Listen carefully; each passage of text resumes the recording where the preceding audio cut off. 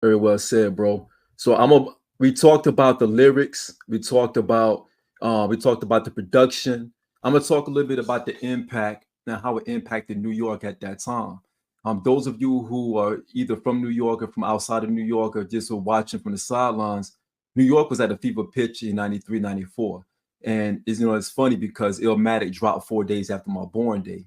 I remember before Illmatic came out, there was such a buzz about this kid out of Queensbridge. No one knew who he was. No one knew his name. No one really knew exactly what was going on. We called him Kid Wave. We were saying like, yo, who is this kid named Kid Wave? Being out of Corona, we was looking at it like, yo, Kid Wave is some kid over there doing graffiti and breakdancing. We think he a lyricist, but we don't know. You know what I mean? So it's one of those things where we were trying to figure out where this buzz was coming from. You heard him on Live at the Barbecue. You heard him on Back to the Grill. You heard him on different joints that was coming out. Even the Zebrahead soundtrack. That's when Halftime came out, before the album even came out in 94. So you knew what you had in him, but you just didn't know what was going to happen and when it was going to come. Because during this time, the thing about, hip hop during this time, we were still transitioning or trying to get from the transitioning of the West Coast. The West Coast had everything on lock. And Wu-Tang came out, 93. So in 93, you had the West Coast transition, you had Doggy Style, you had the Chronic still taking place everywhere. Chronic and Doggy Style was all on MTV, videos and everything.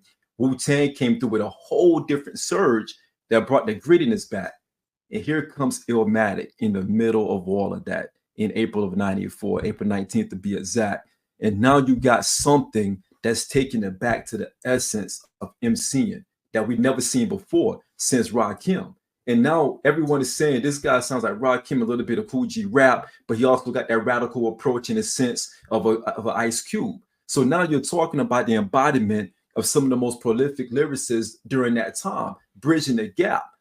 Everyone in Queens and outside of Queens felt like at that time that hip hop was going through a whole transition, because now you're talking about bridging the gap. And it's funny that Nas had a song called Bridging the Gap, because during that time, I felt like he's bridging the gap from the boom, from the bass feel to the boom bap, and now we're all here to the genesis of Illmatic.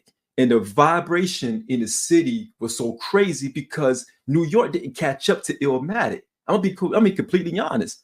A lot of times I talk to people from that era, we didn't catch up to Illmatic until It Was Written came out. That's When It Was Written came out, Fact. I circled back to Illmatic. You know what Yep. I mean? I had Fact. Illmatic on a black cassette that somebody wrote on it saying Illmatic, because we couldn't keep up. We didn't know what this guy was talking about. We heard the Genesis intro. It was the Wild Style joint. We're like, yo, what is going on here? So it was hip hop at its purest form, in the most purest form that you can find at that time. And it came out during the time where hip hop was really trying to figure out what direction it was going to go into. Because you think about, again, Doggy Style, the Chronic, the Sonics in those albums were so vast, and it was so robust that it took hip hop to a different sphere. So now Illmatic comes back. You have a collection of producers who we consider the Mount Rushmore producers during that time, never done before, never had all of these guys on one album. Now you got this child prodigy who's writing this album starting at the age of 16 of its inception of Illmatic, and now he's piecing together a classic. He's piecing together a masterpiece, as Scoop eloquently been able to articulate to us. And like AG mentioned, the production piece brought it all together to bring what we have now today.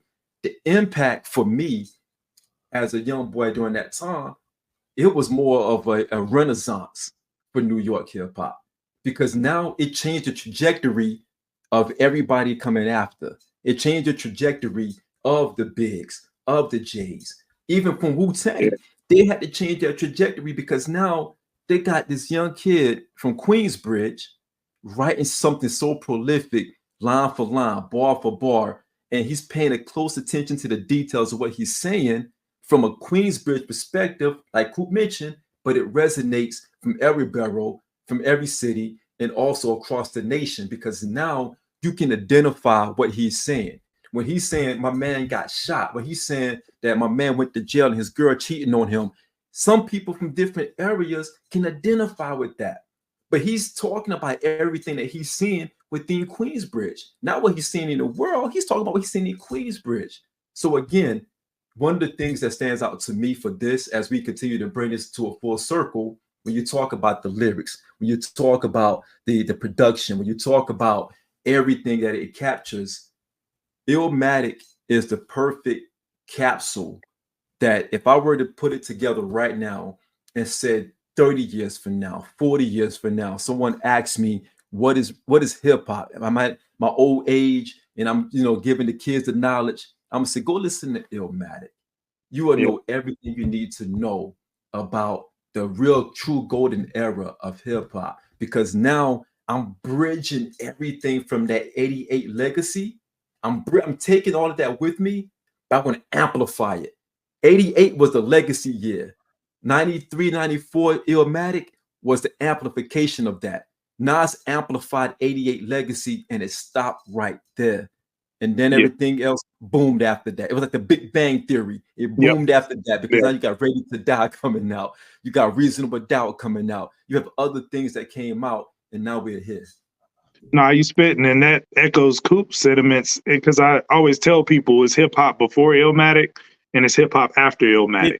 So if you're introducing somebody to hip hop, you start at Illmatic and you can go either backwards or forwards. Right. You can go either way. It closed the book on an error. Right. And then it opened up but the closing of that book is what opened the floodgates for the next era to step in, because here was the reality of the matter.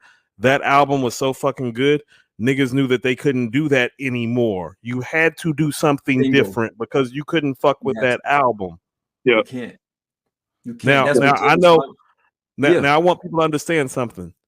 I saw somebody bring up "It Takes a Nation of Millions," which I think is a top 5 rap album and one of the few albums that's in conversation with Illmatic for greatest rap album of all time.